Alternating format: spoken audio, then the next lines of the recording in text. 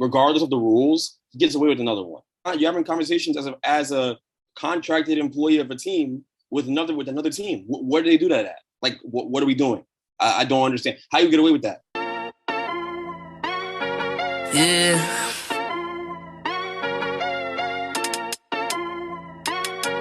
Yeah. Look at me.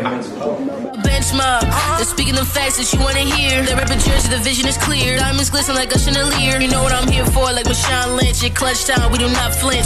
Real brothers, we do not switch. Hit home runs with the right pitch. Who run the city? What to do when they hating on you? I feel like Kobe 2010. I taking an L, all I need is a win. Business is business, you know how they go. They playing the seats, now it's time to grow. Tuning now, gotta be in the know. Showtime, bitch, my about to blow. I ain't seen from now. Miles, you really, I'm trying to tell you.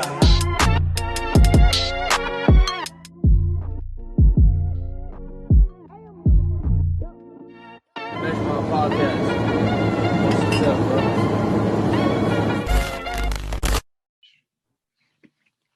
Yeah, welcome back. Welcome back to another episode of the Bench Mob Ent. We are back for another episode 204. Make sure you like, subscribe, share, follow on all streaming platforms. We're on everything: IG, Twitter, TikTok, all of that. Miles, smooth operator, Davenport, how you doing tonight? I'm doing good, boys. Let's ride. Let's ride. Greg, Mr. Hot Takes Debate Your Mother Sends Man, fresh off of a vacation, living his best life. How you doing? I'm good, man. I'm great. I was on vacation, and the Mets proved they're the best team in baseball, honestly. And certainly the best team in New York. That goes without saying. So I'm definitely riding high. Let's ride, man. Let's ride.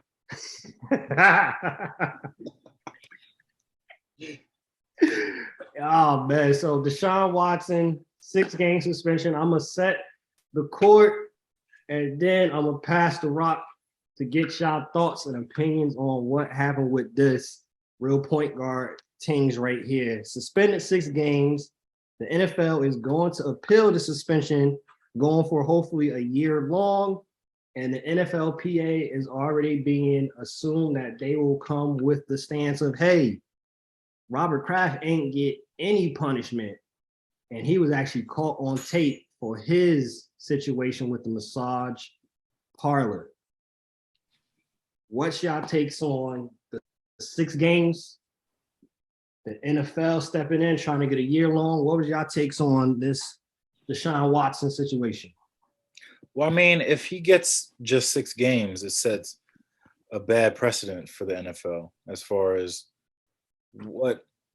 how do we determine how long a player should be suspended? Because, I mean, this is a guy who's dealing with up to 30 allegations of sexual harassment, assault, and it's not exactly like it just went away. Like, it shouldn't just go away. Like, we've been talking about this for the last year now, and for it to all culminate with a 6-game suspension where he'll get that full $46 million. He'll play pretty much like 80% of the games. It's not, and it just shows that pro athletes kind of get a pass in some of these scenarios where they do something wrong, but because they're in, a higher class than your average Joe, they're not going to have to deal with the consequences. So I think Roger Goodell, they had to file for a even longer suspension, because 6 games, what is that? I'm sure that's what Kamara might get for knocking dude out at the Pro Bowl. So if Kamara is going to get that, and then Deshaun is going to get that same suspension, I don't really see how those two are evenly matched when it comes down to punishment. Look, I think the precedent's already been set by the NFL before this whole thing, and that's the problem. That's what gives Deshaun Watson a leg to stand on in all of this, is that, Ben Roethlisberger had his situation. I think he got suspended 6 games, and then it got decreased to 4 games, if I'm not mistaken. I think that's what happened. from what I'm reading. I've been reading the whole time, but And that was with one person, though. that was the one. Two. Well, multiple people come out and accused him. He was only being tried by the NFL for that one person that accused him at the time. But since that's happened, multiple people have accused him of sexual assault. Like it's just he had a thing going on. The NFL just caught him on one of those things. But yeah, I mean, yeah, with one person, I understand. So when you have 24 suits against you or 25, however many it was, and have 60 different masseuses, I understand the natural inclination to give him a more steep penalty and more steep punishment. It makes all the sense in the world. But I mean, yeah, I think the NFL is hypocritical. I think that they're doing this because of what the perception is going to be on the outside, right? They're not doing this for the sake of morality, right? They understand that they're going to upset a lot of women, and they have a big women fan base. The NFL does. Women watch football. It's a real thing. So, I think they understand that. But also, it's fun. It's just crazy to me because, you're going to go through with this long, I think indefinite suspension is what they want to do, about a year. I heard 12 games was the rumor that's flying around out there. They don't want him to play in Houston. They've got NFL reporters are going out there and saying, tweeting and talking about it. And they're saying that behind closed doors, sources are saying that these guys are suspended for 12 games. He doesn't play in Houston. So that way the backlash, isn't crazy. They don't want that backlash from the Shield, right? It's about protecting themselves and the brand and the image. So he'd come back after that game, which would be week 13 is the idea that's happening right now. And so it's all done from the wrong place. I guess for me, I think everybody knows this is the obvious, but this isn't about taking a stand against someone who did something wrong. It's more so about punishing him because they have to punish him. They wouldn't. I mean, NFL teams have signed guys like Greg Hardy who do grows in the power guns. All types of crazy stuff happened. Lawrence Taylor was doing God knows what playing for the Giants back in the day, and he stood up every single Sunday. The guy could have killed somebody. Ray Lewis might have actually killed somebody, and he still showed up to work and played. I mean, so it's crazy. Like the NFL continues to disappoint everybody in that regard every single time. They're always gonna let you down. If you're talking about morality, it's never about that in these situations, and that's just more clear. It's about the business, right? Deshaun Watson is gonna be a major attraction in Cleveland, and Cleveland has a big, rampant football fan base. They want nothing more than that thing to pop off. So, those are kind of my initial takes about it right away. But I do think that Deshaun has a case to make. Unfortunately, that's because it's the NFL's fault. He shouldn't have a case to make. He's clearly wrong. He should be suspended for the entire year, if not more. But because of the fact that you didn't come down hard on Robert Kraft and he was getting his gooch ate at some random spas in Massachusetts, and you didn't come down on the owners hard, you didn't come down on Roethlisberger that hard. Okay, now Deshaun's and his lawyer are going to come up to you and make those cases, and that's going to be the reality of it. So Miles making me laugh on the camera, but but that's the reality of it, though. That's really what it is.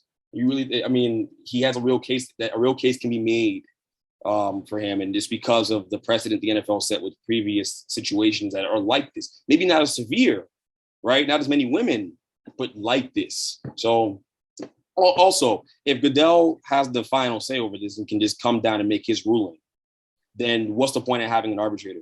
What's the point of getting Sue L. Robinson involved? I don't understand. Like, I don't get it. Like, it doesn't make any sense to me. Maybe it's because they want to cover themselves legally, but if Deshaun sues them, he's going to be able to play anyways because it's going to be a federal case, and he can delay the suspension and play the entire year. Probably won't do that because if you don't play this year, you lose $1 million. If you don't play next year, you delay it, you're going to lose like $40 million. So I just think it'll be interesting to see what he does if he sues them or not. I think that'd be interesting too on the aspect of NFL because they have multiple cases still going on right now. They got John Gruden suing them. You still got the ultimate big case of Brian Flores suing them. They have multiple cases with dealing with stuff with like concussions. Like they have a lot of stuff going on in court right now. And basically where this is headed is like they're going to pile another case onto the docket that they're going to have to deal with the NFL. So that's a lot on their plate. I am very intrigued to see where they want to go with this because the big picture, this is the typical performative stuff of the NFL. You don't really per se care And we see that in the big picture because as we all mentioned, precedent was set with Robert Kraft, which then brings up the conversation of the owners versus the players. Miles just mentioned, the players, they're on a different tax bracket, different class. They get away with a lot of stuff. The owners take it to another level. Stephen Ross violated anti-tampering policy on 3 occasions from 2019 to 2022 with conversations Tom Brady and the agent for, at the time, Sean Payton on the Saints. The NFL even came out and said, hey, we found no evidence that the team intentionally lost games, but the offer of $100,000 for every loss was not to be intended to taken serious. Even though it was said in jest, Goodell said it shouldn't have been said. So the only punishment he's going to get is the 2023 first round pick he loses, another pick he loses, and for the $6-7 billion worth owner, he gets a $1.5 million fine. Boom. Huge punishment. I think precedent is set right there also. Some of the owners do the same exact thing the players do, and the punishment is nowhere near as harsh. What was y'all takes on this whole situation happening with the owner of the Dolphins? Unsurprised. I was unsurprised to hear about it. Yeah, there was a lot of smoke around this earlier on in the offseason anyways, about Tom going to the Dolphins or like him retiring out of the contract with the Bucs and then going to the Dolphins afterwards because Giselle wanted to be in Miami the entire time. There was so much smoke about it after the season. And as it would turn out, it's because Ross has been behind the scenes trying to grease the skids and get this thing set up for the longest time in terms of Tom headed there. So I'm not remotely surprised by this at all. And I'm not surprised by the punishment of the NFL or the lack of punishment by the NFL. Again, I mean, you're asking an entity to punish the guys who keep it running, right? I mean, the owners have more power than Goodell. At the end of the day, they sign that guy's checks. So I'm not giving the NFL an excuse. I'm just saying that it's a pretty corrupted system if you think about it. I mean, it's made the owners made it in a way where they could get away with murder, and there's nothing the NFL could do about it because at the end of the day, they keep that thing afloat, right? It's the hardest thing in the world in any sport, including the NBA, to get an owner up out of there. Donald Sterling, that wasn't an easy process. It wasn't an easy process. The league wasn't 95.5% black, then he would have still been the owner of the Clippers today, right? I think that's the reality of it. And he was the owner of the Clippers for the longest time while being racist, right? Like he'd been getting away with it for God knows how long. So across sports is a problem. It's a problem. The lack of diversity in ownership, and also the way that owners operate and the power they have, the power imbalance between them and the league. So I'm not surprised by it. But also, all right, that's the boring stuff. The fun stuff is what the heck, why is Tom Brady not being held culpable for this? I know that Miles is Tom Brady's attorney, and so he came to the chat today and let me know. You're his attorney. It's facts, though. By the way, shout out, happy birthday to Tom Brady. This is interesting. This is all coming out on his birthday, but go ahead, Greg. I can't even say what I want to say because we can't curse on the podcast. But it's not Miles. Miles came to his defense in the chat and let me know that Tom did nothing wrong. There's no technically by the rule. It's not about Tom. It's any player. If they did that to Daniel Jones, I hope they wouldn't suspend him. Daniel Jones would never do that. That guy is a guy. He goes to church every Sunday. Yeah, he's treading light. He's got to tread light. His standing is not guaranteed in this league. He's treading light. So I think, he won't be tampering anytime soon. Yeah, all right, whatever. Your quarterback's over here tampering with his mom's friends. You were talking to me about tampering. Hey, that's goat stuff right there. It's really not. You're not touching your mom's best friend. So let's leave it alone. No. Okay. This guy, what's his name? He thought he was on Pornhub or something like that. Zach. We just can't call him porn star Zach instead of porn star Jimmy. But look, Tom, again, regardless of the rules, he gets away with another one. That's the legacy. That's the real hold up here. That's the real reason that you're upset, because you feel he gets away with everything. If it was Russell Wilson, You'd be like, all right, let's ride. Yo, You're not getting suspended.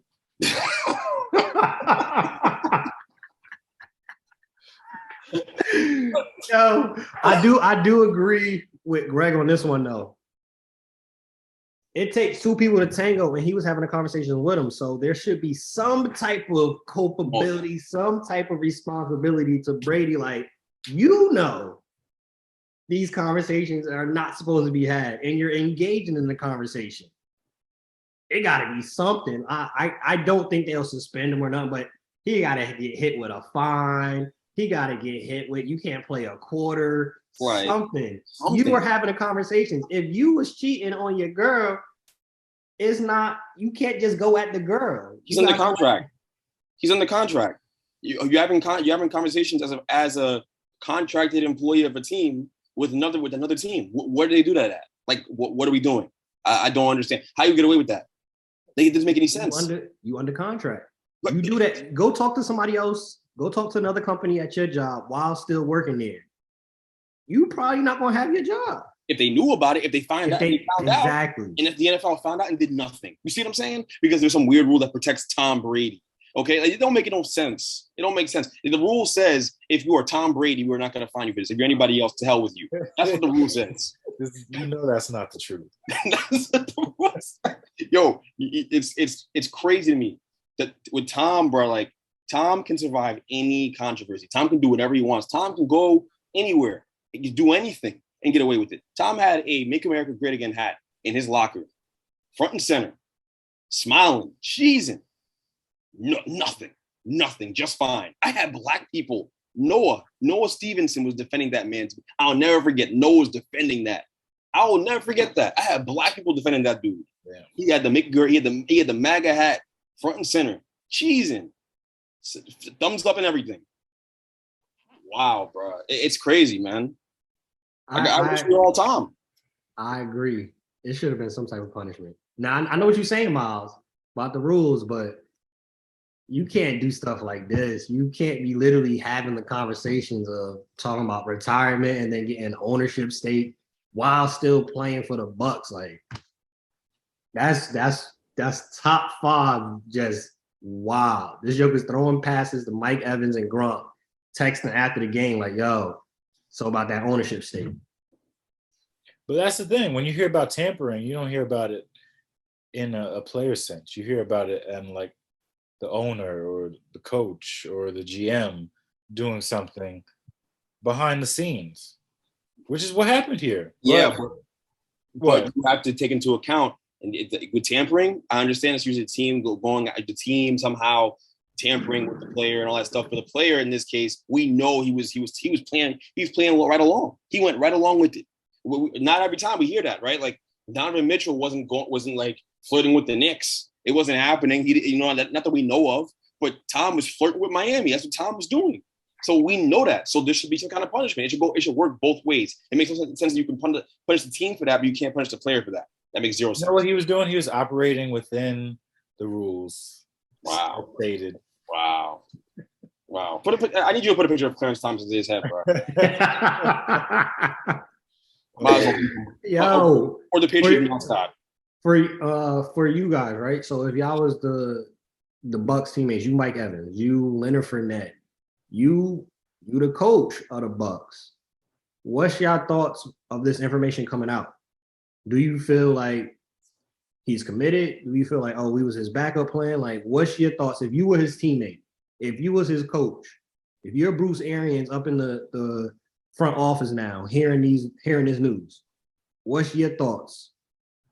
I mean, clearly he's at the end of the road. So even if he were to go to Miami, or if that was even something that could happen, he'd have another year left. He's not going to play any more than a year. I think this is his last year. So I think it was something that would have happened after last season for 1 year, kind of like some Brett Favre and the Jets BS. But I think, I don't know. I don't think I would be mad about it just because it's Tom Brady. We won a Super Bowl with him. He did what he was supposed to do. Like when Braun came back to Cleveland, he brought Cleveland. This is for you. That's what Tom did in Tampa. That's what he did. So they got to be appreciative of what happened. Because, I mean, Fournette was on his way out the league. Mike Evans had Jameis.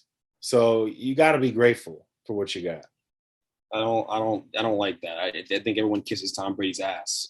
I'm being honest with you, and that's why I think that Miles is right. I don't think anyone in the room is upset or looking at him with a real side eye because like, oh, it's Tom Brady. They treat him like he's Jesus, bro. They treat Tom like he's Jesus. That's how they treat him, bro. He's got a real Jesus complex about him. I'm telling you, man. That's how they treat him. I'm just being honest with you. Like if you think about it, like he can do nothing wrong. You would think the guy could walk on water. That's what you would think. You would think you shake the guy's hand. Your credit score goes up 500 points. You would think that's how it is. That's how you think. That's how they treat Tom Brady. So you know what? I think Miles is right, but I think it's dead wrong. I think it's wrong. You know, the only guy in there in the organization who's mad about this, who's more mad than anybody else, is Bruce Arians. Because Bruce Arians didn't want to go upstairs. He didn't want to go upstairs, but he's upstairs right now because Thomas wanted him to go upstairs. And so they'll do what Thomas tells them to do. And so I think that's the only person who's up there for the Arthur meme with the clenched fist. The only person who looked like that right now is Bruce Arians. I thought if Bruce Arians could punch that guy in his nose, square in his nose, I'm sure he would. And I am all for it. Transition to the NFC East predictions. Give me y'all records when I say these teams. We're going to start off with the Washington Commanders. What's their record going to be this year, Miles? I love how you did that. Like, why are we talking about the Commanders? I can agree with that though. That's fine. I'd say 7-10. They're not really a good team.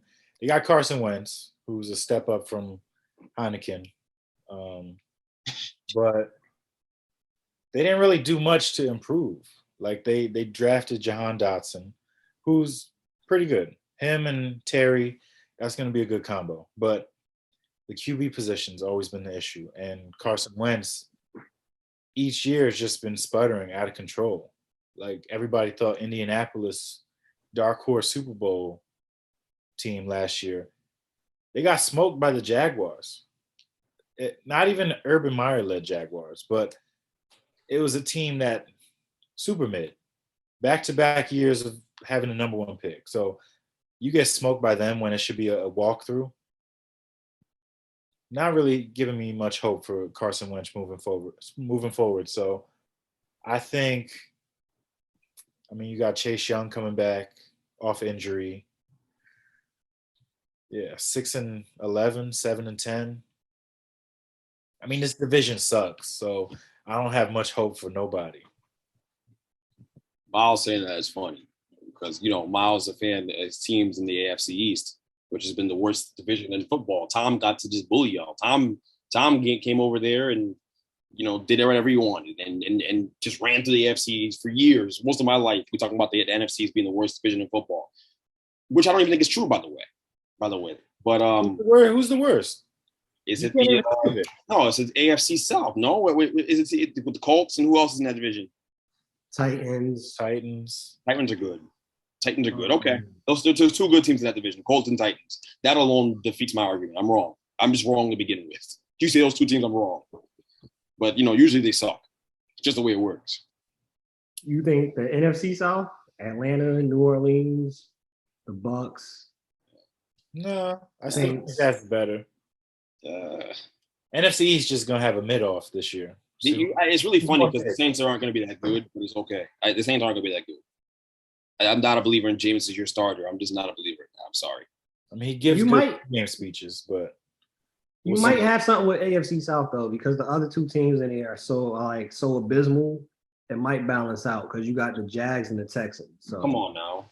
Like usually it's the worst. Usually it's between them and the AFC East being the worst. The AFC is, the Jets played a big role in them being the worst. You guys have a lot of weight in that. You should be proud of yourselves.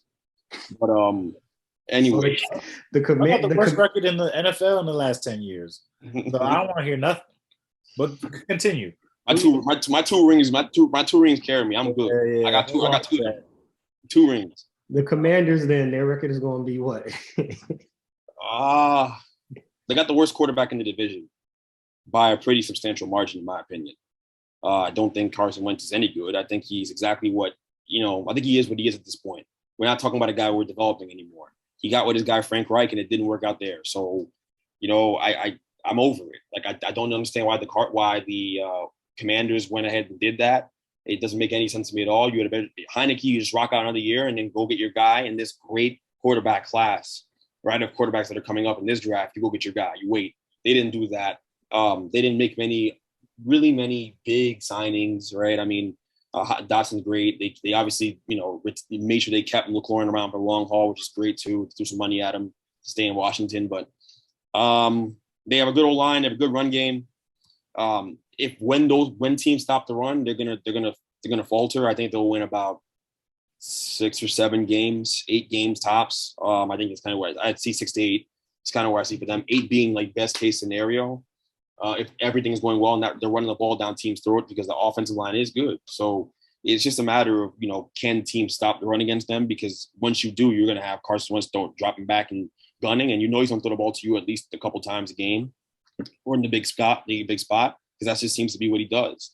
So, yeah, I'd say that they'll be about a average to below average team, 6 to 8 wins. I trend more towards a 6. I think that they're going to have to see some other teams in the division that are going to be really happy to see Carson Wentz walk in the building. I know for damn sure I cannot wait to play against Carson Wentz. Exciting. I was so happy when they made the signing. It'll be a good time. I got them at 5-12. See, damn. Carson Wentz. That's all I got to say on that. Carson Wentz. I think they'd been better off with Heineke, but typical Washington Commanders nonsense. Going to the Eagles, we already talked extensively about Jalen Hurts, but what we think their record going to be. I'm going at 9-8 this season. That's a very fair record. I've been hearing teams say. I heard on ESPN. I heard Dan Orlovsky say that that Jalen Hurts is going to be the best quarterback. Could be the best quarterback in football, or was it Dominique Foxworth? One of those two guys. He said he could be the best quarterback in football. He had the best numbers in football because he's in the best situation in football in terms of the offense he's in with all the additions they've made. Yeah, nuts. That the look on my face exactly. I think that I'm going with I'd say 8-9. 10 wins. 10 wins is in the cards for them. I think because they run the ball so well, their offensive line is so good, and they have the Jalen Hurts. He adds a different dimension to their run game too, which is going to make teams. They're going to make some big plays. They're going to be a good team. I think. Best case scenario for this football team, I see an 11-win season. I can see an 11-win season for them. I think it's fair. I mean, if I'm being really fair, I could see that. But I think they're going to lose games they shouldn't lose, if that makes sense. I think there's going to be games where you're going to need Hurts to drop back and win you a football game, and he's not going to be able to do it. He's going to throw some picks because that just, I hate to bash him. And, he's black.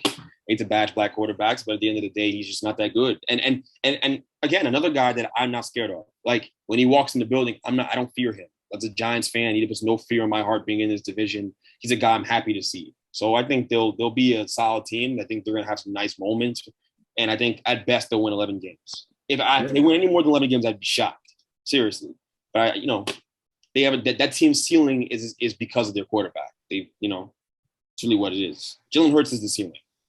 Yo, that exact line on YouTube Reels, the YouTube Shorts, pissed somebody off. Whenever you got a chance, I'll send it to you. Read the comments. Some dude was like, you need to learn what he said. He said, you need to go back and learn the importance of how it is to be black in America and what Malcolm X was saying. Oh, wow. Yeah, you pissed somebody off. Bro, it's legit about 18, 19 comments on this dude upset, and I'm just putting laughing emojis, and he getting even more and more mad, more mad. I think he thought it was you responding because the way he was coming. That's how you coming left in the comments. It's funny too, guy. I literally qualify everything I say about Jalen Hurts by saying I don't like saying this because he's black. I want nothing more than to say nothing good about the guy. But I just don't think he's that good. I'm just being honest. I don't think he's that good. I can talk about Dak Prescott and talk bad about him all I want, but he's a really good quarterback at the end of the day.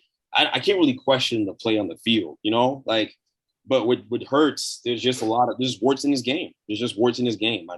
Him pushing the ball down the field, he's just not that accurate doing it. And it sucks to say that, but it's just true. We talk about Lamar. I don't know why you talk about Lamar. You're talking about that guy. Jalen Hurts. Maybe it's because he's a little bit lighter than him. I don't know, or because he doesn't have hair twists. Maybe that's why Miles doesn't want to come at him the way he comes at Lamar. Miles Clarence Thomas. Oh boy. What you got the Eagles at, Miles? I got them at 10-7. 10-7. I think that's a fair. Like, this team hasn't gotten any worse than they were last year when they, got into the playoffs as a wild card. And the hope is that Jalen improves as a passer this year, which I think this team is built off of the run. Like, they pass off of the run. The main goal is to run it as much as they can, but they added a weapon in A.J. Brown, who's supposed to, elevate the passing game a little bit. And him, Devontae Smith, they got Dallas still too. I think this is a nice core of receivers that he has. So I don't think he has to be, Peyton Manning or Warren Moon, but I think he'll put up good numbers, and this team is going to win some games. And I mean, he's the second best quarterback in the division, which is not saying much. He's really you got Dak, you got Jalen Hurts, and you got Tyrod, Carson Wentz, Daniel Jones, and then Heineke. Yeah. Yo, this guy's the most disrespectful person in sports media, easily. Over here pushing that nonsense. Hey, look, I'm telling you, Hurts isn't that. It almost fatigues me talking about him just because I'm like, I don't know what people see. How could you say he's the second best quarterback in the division? Honestly, you watch that guy and you're impressed. Like, serious? Are you really impressed with Jalen Hurts? What about Jalen Hurts? It's an all-around game. He could throw it a little bit. What he does off, platform, where he runs it a little bit. Off platform? What do you mean? Like, he throws off. He can throw the ball off platform because he's not good in the pocket, right? And even off platform, he's not like he's putting everything in your chest. He's not that good throwing the ball, which is the main prerequisite of the job. It's like me being a chef and saying I can't cook. We only had one. We had 1 year to really go off of, right? What do you mean? Oh, was last year's first year? I'm missing something. Pretty much, yeah. Because the year before, he just didn't get a chance to play. That was what it was. I mean, I just wasn't his first full season. As a starter, bruh.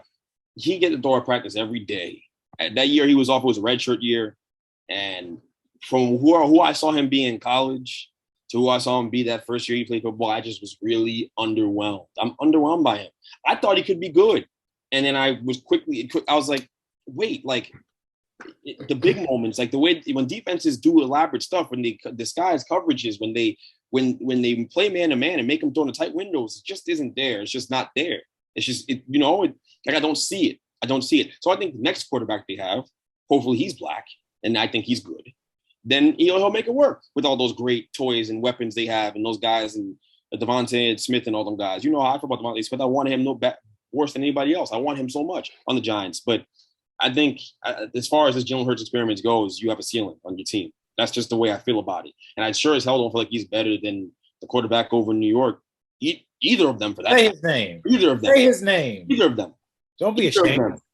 I don't think he's better than Daniel Jones or Tyrod Taylor. Either one of them, to be quite honest with you. I'd rather have Tyrod. Tyrod was playing great football last year before he broke something. No, you're right about that, though. I would rather have Tyrod Taylor. All right. Thank you. So, come on now. Like, I think both of them are better than him, but we'll talk about it. Cowboys. What's their record this year? I say 12-5. That's crazy because I got them at 12-5 too, but you go ahead. I think the hope is that Trevon Diggs improved in the offseason to help improve that pass defense, because we can't have too many of those big plays happening against this defense. It improved. You got Micah Parsons, but that's one of the holes that you have on that team. And then you lose Amari Cooper. Zeke is on his last leg, it looks like.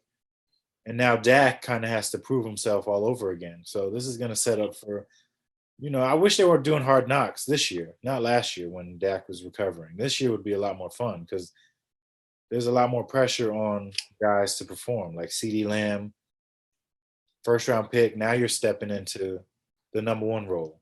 Dak, you got to earn that money that you got from, Uncle Jerry. So we got to see something from all these guys to make plays. Zeke, you got a huge bag, and you've been exceptionally mid for the last year and some change. So I can't. They're going to be a good team, but it's not one of those teams that I want to see on TV every week, unless you're, Troy Aikman. But that's the only person I could see really wanting to see this team. But I got them at 12-5. I got them at 12-5. And one of the names you didn't mention that was a huge loss for them, Randy Gregory. Huge loss for them on edge rusher, D-line, whatever position you want to put him at. That helped Micah Parsons. Now that D-line, they're pretty decent, but that main star is Micah Parsons. So we're going to have to see this season how Micah Parsons does. I think he's going to be getting a lot of double teams.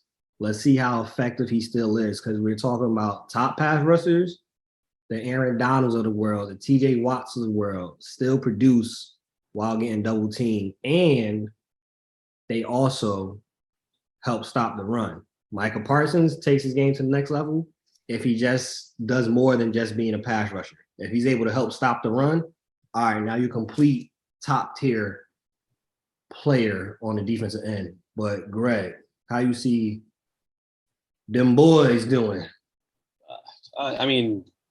America's team. Not even a good thing. But I think they'll be good. I mean, they're a good team. I hate to give them credit, but just being impartial, I think they'll be a good team. I think, obviously, I do think that they took a step back. I mean, if the goal is to win a Super Bowl, I think he took a step back. Hearing Jerry Jones talk about the team the way he does, which is always problematic, but hearing how he talks about the team, I understand why they let Cedric Wilson walk or why they're willing to lose him. Because the idea that they have now is, hey, we want to run the ball. We want to be a run-focused team and then pass off of that. And frankly, I think that that's the best way to approach things. I think that's the best way to handle things. They're another team that if you can stop the run, Dak is really good and he can beat you. Yeah, he can. But the lack of weapons, the fact your defense took a step back, like you mentioned with the D-line taking a step back because you lost Gregory, that's big. That's big, right? Like, where's that production coming from? It's not him, And Micah Parsons is amazing, amazing talent. He's going to be great no matter where you put him. I understand that. But like as you said, he's going to be looking at some double teams. And there are some really good O-lines in the NFC East now.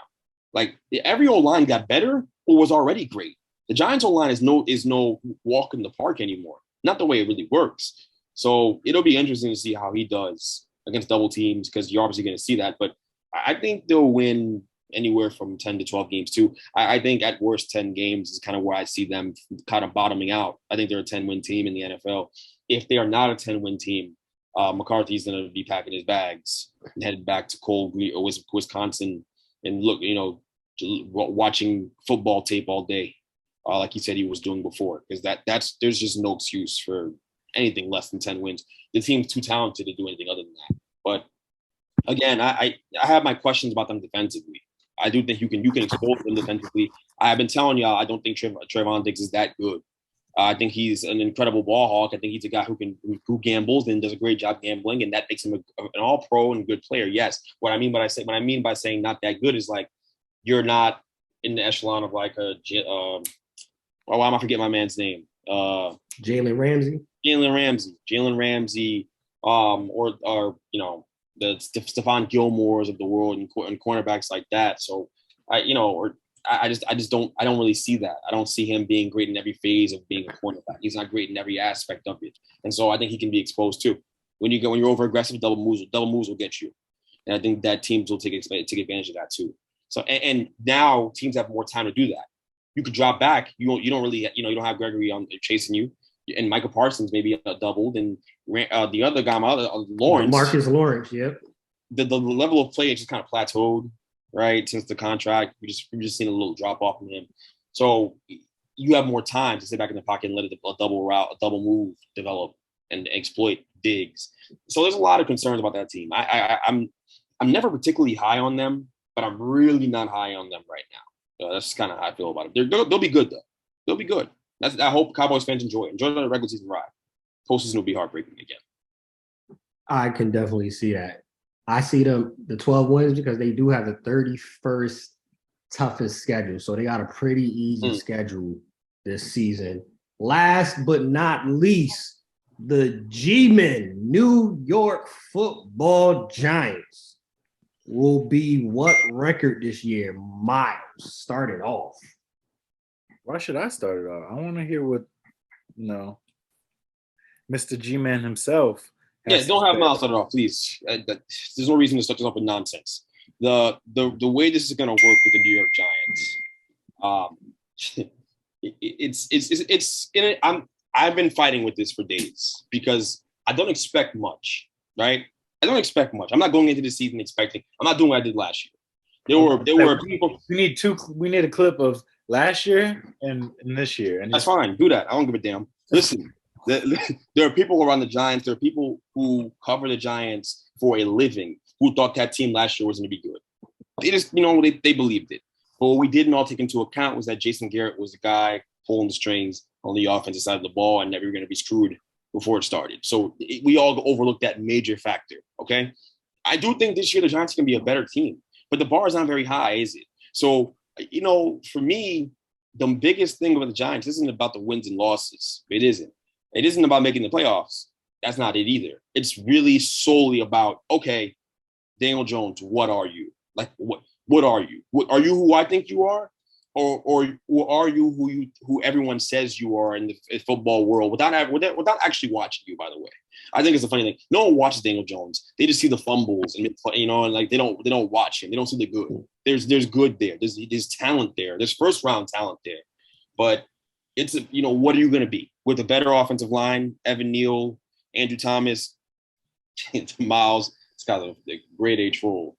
Andrew Thomas, Evan Neal. You got them closing up the line. You got Glowinski from the Colts. Colts always have great old line. You bring him in, you plug him in. Feliciano comes in, understands Daboll's system. They have a lot of good things in the offensive line. I think they're going to be a much better team on that side of the ball. I think they're going to run the ball better. Saquon Barkley, from all accounts, looks like he's Saquon Barkley again, like the guy we saw coming to the NFL. Apparently, he's him again. He's him again. I still don't think he ends up staying with the Giants long term. I think the Giants will move on. It's unfortunate, but it's just the way it works. I don't see them keeping him.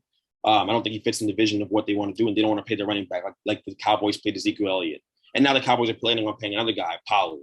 It doesn't make sense. But regardless, that's kind of what they don't want to follow that mold.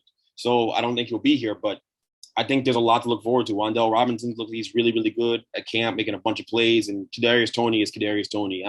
That guy, if he just stays in the field, he's going to be lights out. He's that talented. So Daniel Jones has a lot to work with. So long story short, I could talk about the Giants all day. I think that team, best case scenario for me, I'll predict 8 wins. Best case scenario is 8 wins, I think.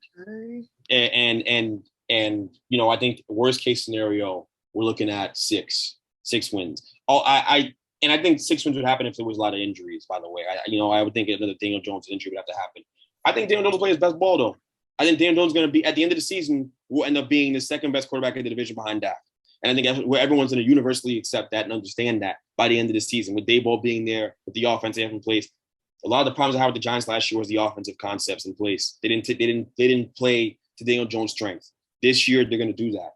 And from all accounts at camp, that's exactly what it looks like. That's exactly what they're doing, this new offense. So, and Daboll is offensive genius, and Kafka's an offensive genius, the offensive coordinator. So I'm excited. I'm excited to watch Daniel Jones go on his revenge tour and finally take an air dump on everybody who's been talking trash about him. I'm very excited. You should pull up the clip of Steph Curry taking the air dump on the Cleveland Cavs logo after he hit that 3 in the finals in like 2017 or whatever it was.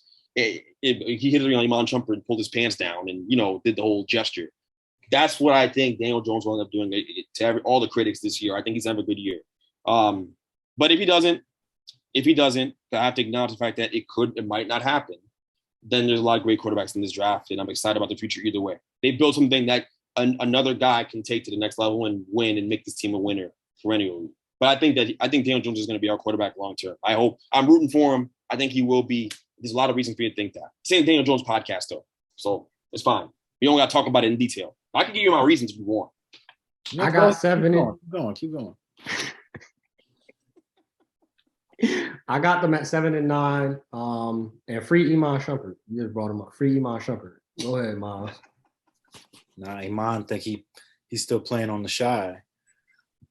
He's a plug now, but yeah, I think 6-10. Well, 6-11, 7-10 for this team. I think, like Greg said, they're not going to be as bad as what some people might think, but that's mainly because even if Daniel Jones fails, they do have a proven commodity in Tyrod Taylor who can kind of level the ship moving forward. So if worst case scenario, he's Can I just say this, Miles? I don't think there's any scenario in which Tyrod Taylor plays unless Daniel Jones gets hurt. That's just. I'm just being honest with you, bro. I don't think Daniel Jones plays his way off the field. The only way Tyrod Taylor plays if Daniel Jones gets hurt. Almost since his rookie year, he's either been awful or hurt. So it's like that's just not true. That's just not true. That's inaccurate. The first year he played here, he had a damn good season outside of the fumbles. What did I just say? I said ever since his rookie year, he's been either hurt or ass. It's like there's no in between. So we're not going to add context to it. You're just going to say that? We're not going to add no context to it?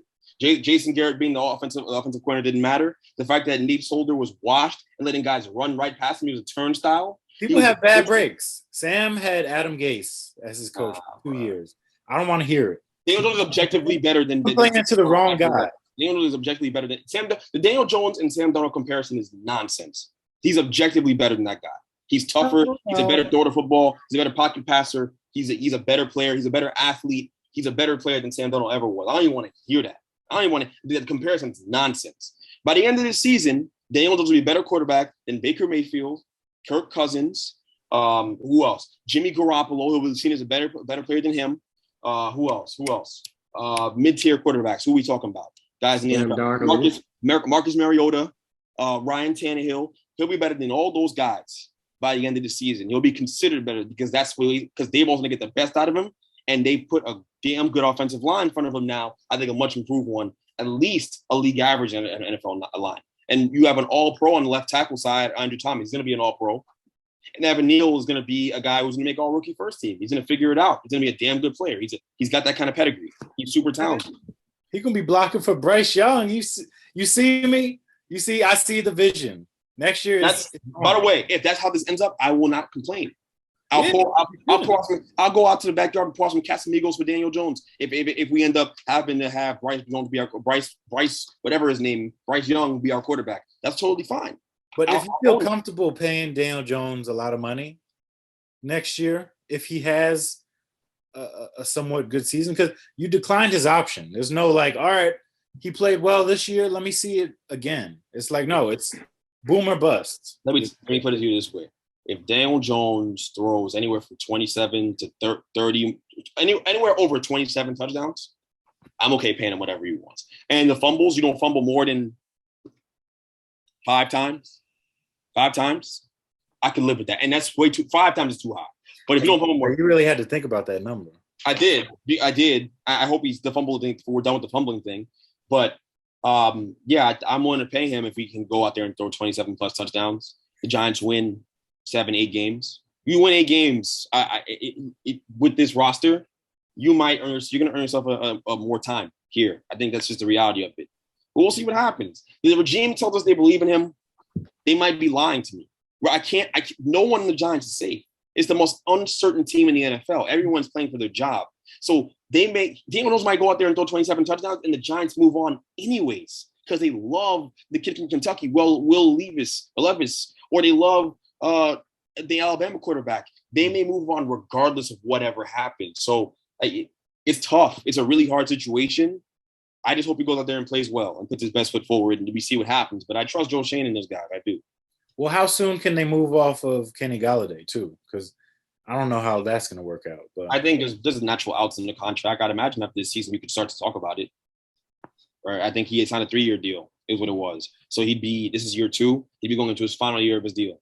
So I think after this year, if you really didn't like him in the offense, which they may not, by the way, even though I think Kenny Galladay's a good player, last year is not indicative of who he is. Garrett didn't do a good job of utilizing that guy and utilizing him to his strengths. You did everything wrong with him. So it's just not fair, you know? I think he'll play damn well, but I do think he might not be a fit for what they try to do.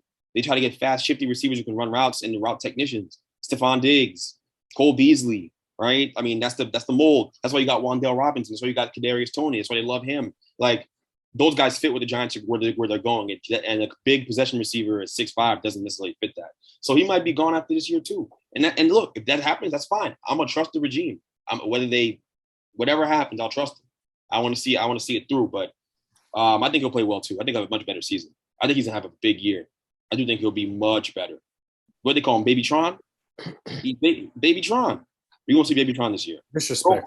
Pro Bowler type guy. He was killing over in Detroit. Killing in Detroit. When he was healthy, a monster. That's all they do in Detroit. They kill. There's no enjoying yourself out there. So he had to do what he had to do to get up out of there. We're talking like we're talking about Detroit. We're talking about Chicago. Are we gonna talk about Chicago? I understand. It's a damn war zone. Detroit, you're all right. You'll be. I mean, just go to the right place. He had to play well to get off the 8 Mile. That's what it was. Trust me, he'll have a big year. Him and Jones built some chemistry. I think they're gonna have a big year to working together. Your coach, Miles, mentioned and praised Joe Flacco, saying that he should be a starter. I want to go down the list of who you want backup quarterback edition. Joe Flacco, and I'll list some of these backup quarterbacks in the NFL that are considered in the top tier category. Joe Flacco or Tyler Huntley from the Ravens? Joe Flacco. Joe Flacco, the sample size for Tyler Huntley is too small. Joe Flacco or Tyrod Taylor for the Giants? Probably, I mean, just for the, dual threat, I would take Tyrod. I like Tyrod. Tyrod gonna win you. Tyrod gonna go out there and he's gonna win you like 8-9 games. You got a competent team around him. He's damn good. I like Tyrod. I know I'm excited for this QB competition, yo. There's literally no competition. There's no competition at all. There's not a competition happening. Shut up. Tyrod. Joe Flacco, Andy Dalton of the Saints. Oh, Joe Flacco. Joe Flacco. Joe Flacco, Gardner Minshew of the Eagles. Joseph Flacco. Joe Flacco, Teddy Bridgewater of the Dolphins. Teddy. Joe Flacco. I'm taking Teddy. Taking Teddy too close. He's just good for dancing at high school games and all that stuff, Let's ride with the cheerleaders. I don't really like Teddy. Why? He's mid. Like, he's not really that good. He's never been that good. But I mean, if you want him on the Giants, this is the opening.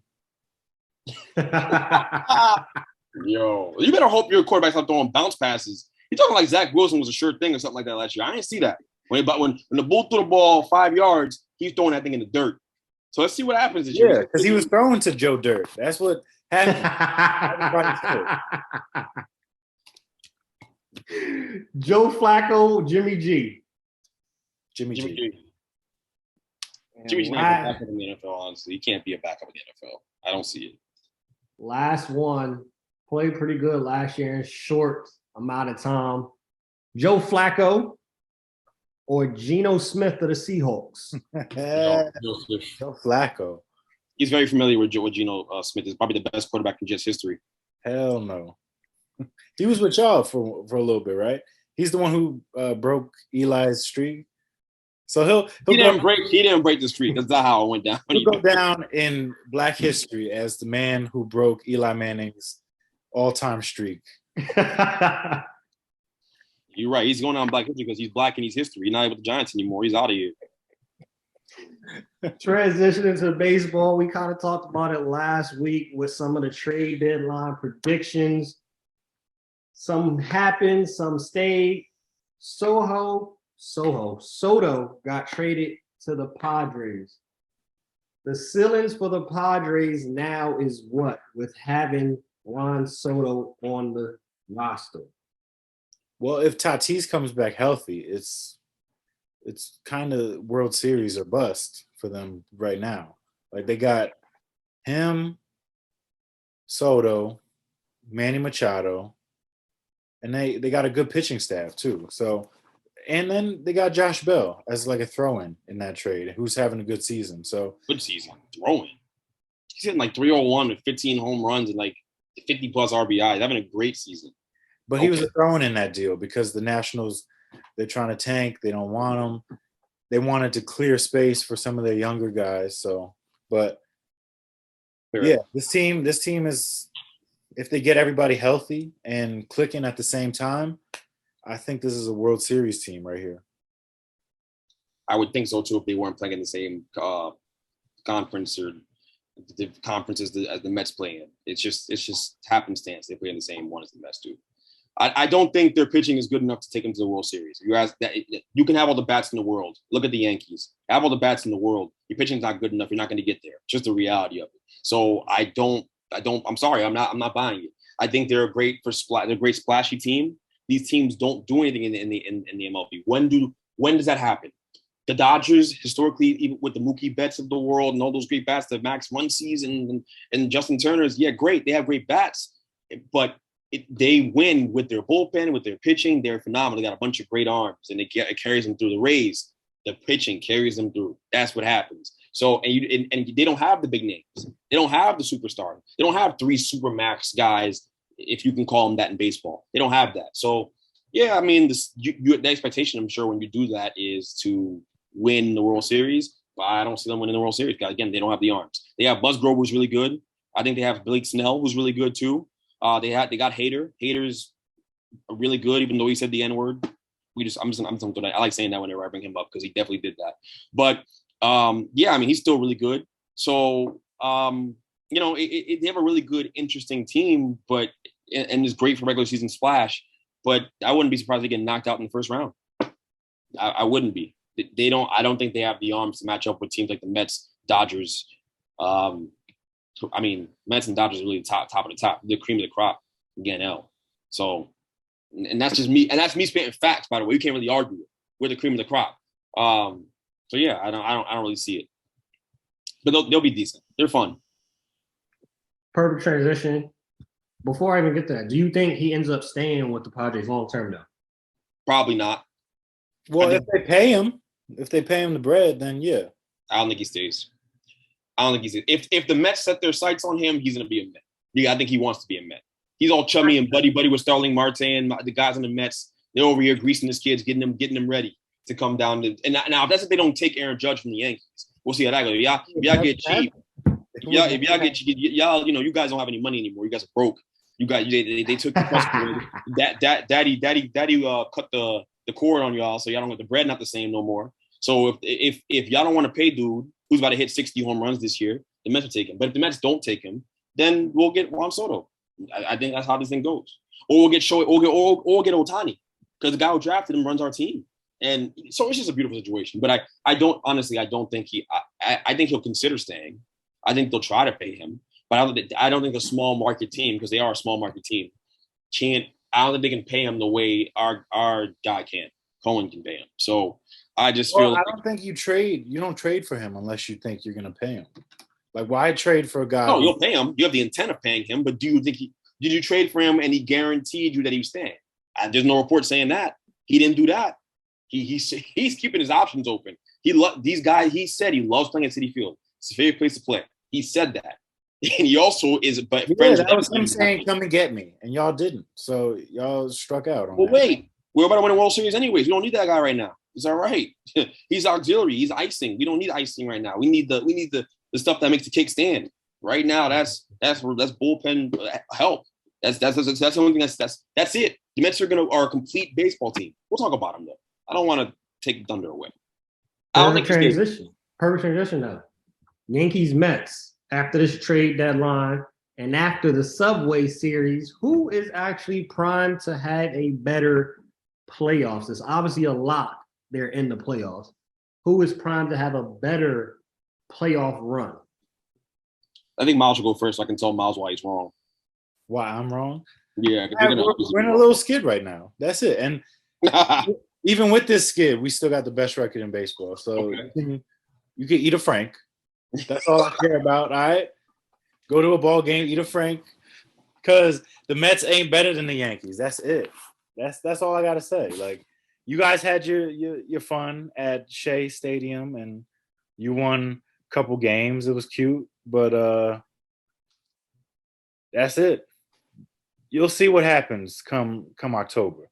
I'm so glad this is happening the way this is happening right now. I envisioned it happening this way. I envisioned Miles coming to the table and telling us all that the Mets aren't better than the Yankees and giving us no actual substance to a response as to why the Mets aren't better than the Yankees. So I'll do that. I will speak to why the Mets are better than the Yankees. And I'll give y'all real life. I talked about it in the first time we talked about baseball on the podcast this year. I talked about it. I said that the Mets have the approach and the way they handle at bats makes them a better team, and the pitching makes them a better team. The Mets have the best pitching staff in baseball, period. DeGrom, Scherzer, Taijuan Walker's pitching like an all-star. Bassett's pitching really well. Carrasco's pitching extremely well, too. He's got I think he's like fourth or fifth in wins in the NL. Okay. And then the bullpen's coming along. The bullpen's probably the weakest part, but we have the best reliever in baseball, and Edwin Diaz. He's the best. There's no one better. There's literally no one better than Edwin Diaz, period. And then you look at the approach they take to every at-bat. They make pitchers work. They don't strike out. The Mets don't strike out. It's not a thing. They come through runners in scoring position. We're not looking just to hit home runs. We're not playing long ball. See, the Yankees, they're the Bronx. They're really the Bronx Bombers. They're bombers, all right. They either hit a bomb or they bomb out. That's it. There's no other way to put it. That's it. So when we played y'all, it happened exactly how I said it was going to happen. You guys were swinging for the fences. You got guys tearing their shoulders and all that crap, trying to hit the ball out the park, missing when we went 0 for 15 runners in scoring position, I think it was, in that series. That's exactly what would happen against a team with a great pitching staff like the Mets. Some people think the Mets and the Yankees are destined for a Subway Series in the World Series. No, I think that you're going to have a team from New York in the World Series, but it won't be the Yankees. It'll be the Mets. And we'll be playing against some random team from the AL who gets through. But I just don't see it. I'm sorry. We'll play the Astros. It'll be a Mets Astros series. Yeah. Y'all aren't better than us. Y'all are not better than us. And for all the reasons I just stated, y'all are not. Your approach to the plate is terrible. Y'all trying to hit home runs every single time. You got Judge trying to swing out of his shoes every single at bat. He's just trying to hit a home run. He's not trying to do the simple stuff. Hit the ball the other way. Beat the shift. Move the runner over. Sacrifice ball. They don't do that. The Mets do that. The Mets are a complete baseball team. They're a complete team from top to bottom. The only thing the Mets don't have is a lefty reliever that's reliable. That's it. That's the only thing I can say about the Mets that's bad. Literally nothing else. Nothing. Defensively, they're great. Offensively, they're really, really good. Pete Alonso is making an MVP case. He's going to beat out Paul Goldilocks. He's going to beat him out. He'll beat him out. He's going to win the MVP.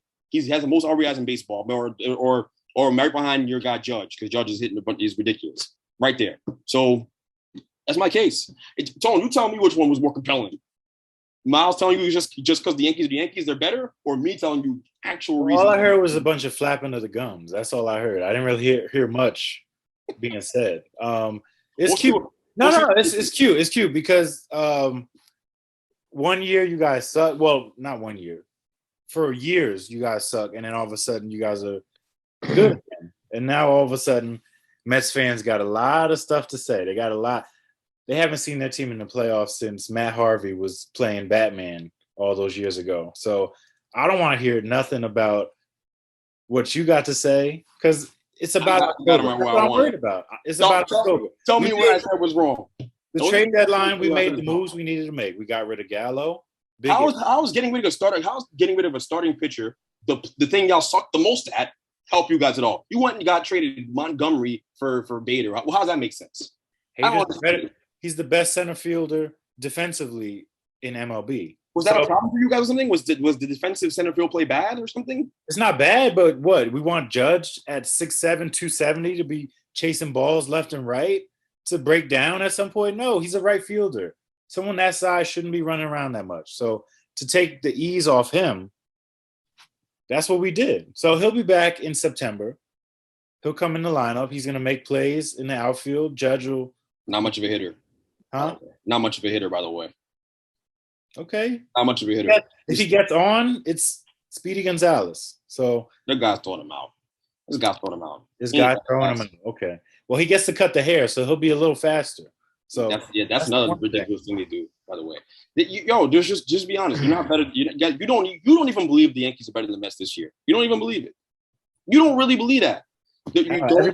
Everybody's been behind us, chasing us this year. So until we're unseated as the best team in baseball, I don't got much to say. Y'all ain't got to win against us, and we're gonna go to Yankee Stadium and do the same thing. We're gonna sweep you out there too.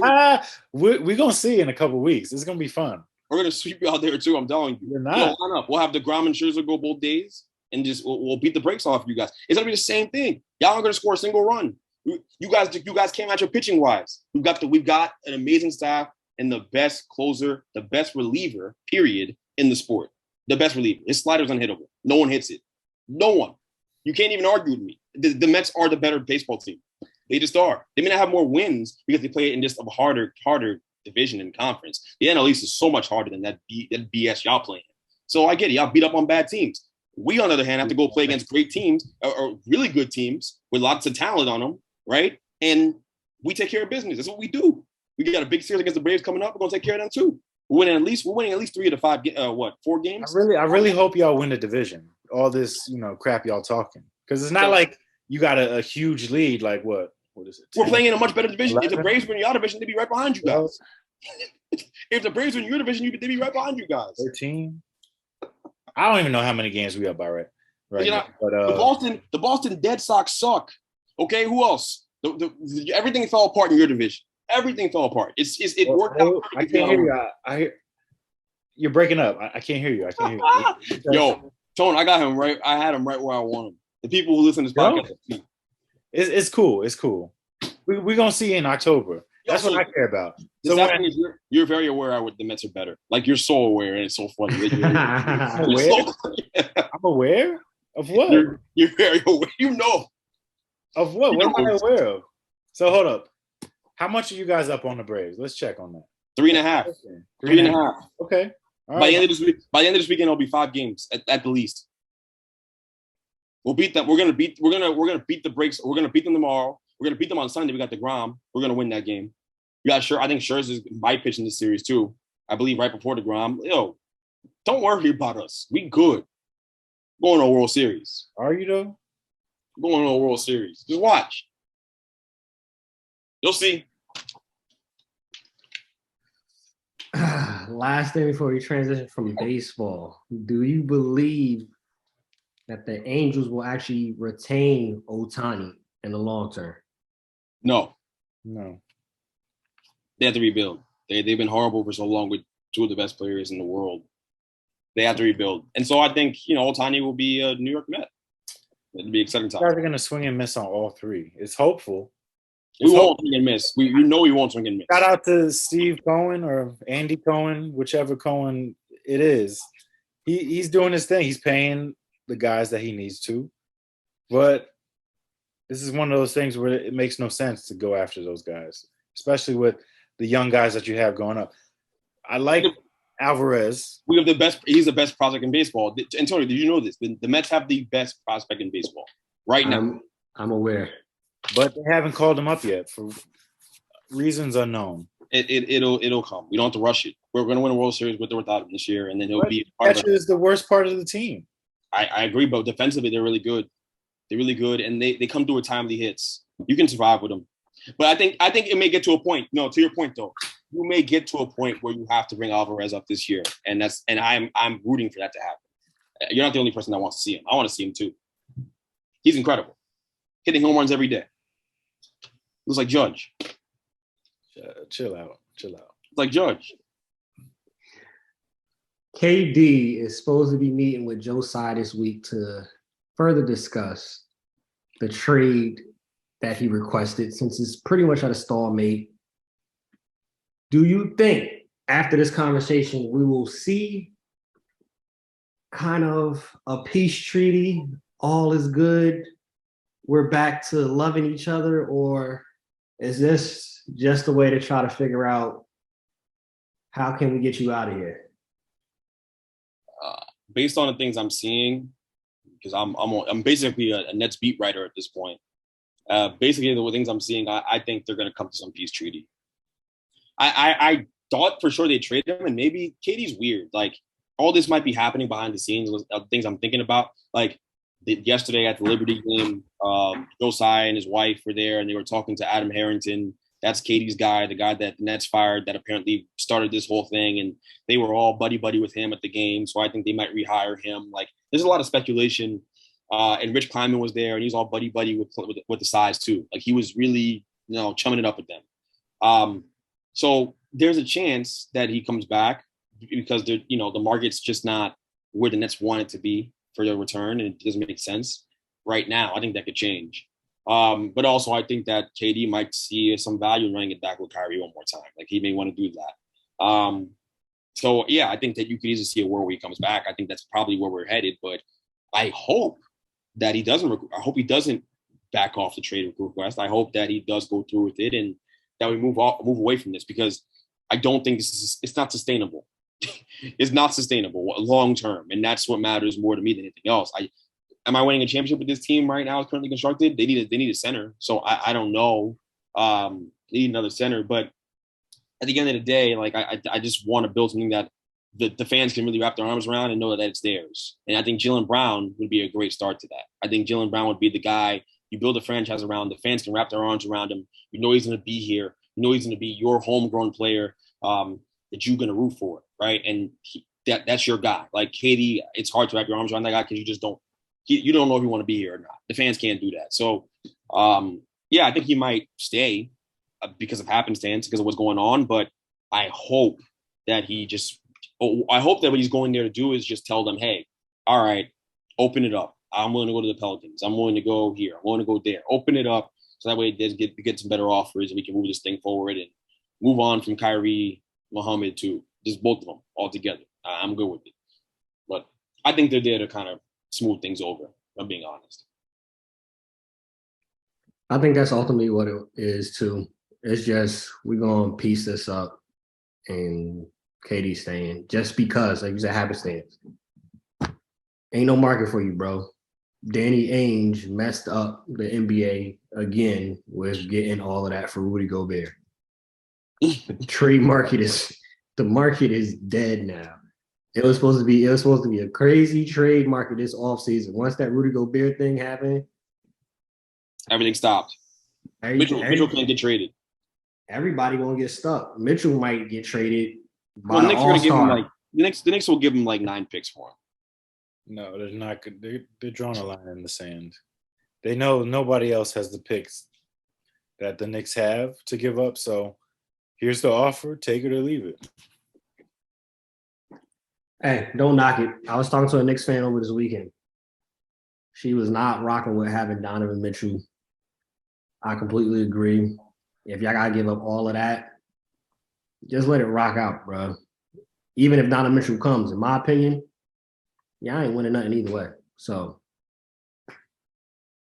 let it rock out. Wait till All-Star break and the Rudy Gobert repercussions will go down and Daniel Ainge will come to some conclusion and a come to Jesus moment and be like, all right, let me just get Donovan out of here. They're going to win. They're going to be like a playing team next year. It's just Donovan Mitchell and Mike Conley. Like, it's weird because do you keep guys on your team when you make it clear that you want to shop them and move them around?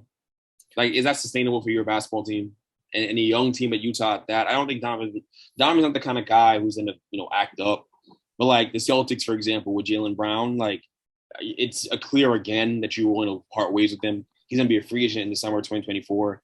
Do you really not want to get a KD trade done? Like, are you not really going to just do whatever you can to get KD at this point because it just makes sense when you have an unhappy guy on your team? Like, I don't see why Jaylen Brown would be happy with the franchise. I don't get it. Like, I don't see why. So on that front, I agree. Because at this point, if I'm Jaylen Brown, I'm telling my agent I want out now. Like, it's not I want out. It's not even. He was the best player in the finals. He was better than the guy you're getting ready to pay $300 million to. Than Jason Tatum. He was better than that guy. And his name comes up in trade talks all the time. There are people out there who think that Jaylen Brown's better than Jason Tatum. I'm not one of those people, but there are people who think that. And he's outplayed him at various important times. And you keep offering out in trade talks, and it keeps getting out there to the public. So he's gonna walk. So don't you trade him? Like, don't you just you have to trade him, right? You have to call the Nets back and not get off the phone until you get a deal done. That's the way what other option do you have? I just don't get it. I don't get it. And the Mitchell thing is the same kind of logic. Like, you made it clear you want to trade him. You completely tore the thing down to the stud. You're not trying to win anymore. It's obvious. You can't keep him. You can't bring him to training camp. You can't bring Donovan Mitchell. You can't do that. Like, it doesn't make sense. Like, it's just a toxic energy on a team. He's not going to be happy, and it'll be obvious. So you trade him. And I think this works out in Miles' favor in all seriousness, because you take the offer from the Knicks, whatever it is, 3 picks. If it's 3 picks, you take that and you move on with Grimes, and you move on. You know, like, I think that's what we're gonna. I think a lot of these deals are gonna happen toward, and if KD does end up getting traded, we'll see. We'll see what Woj and them say after this meeting.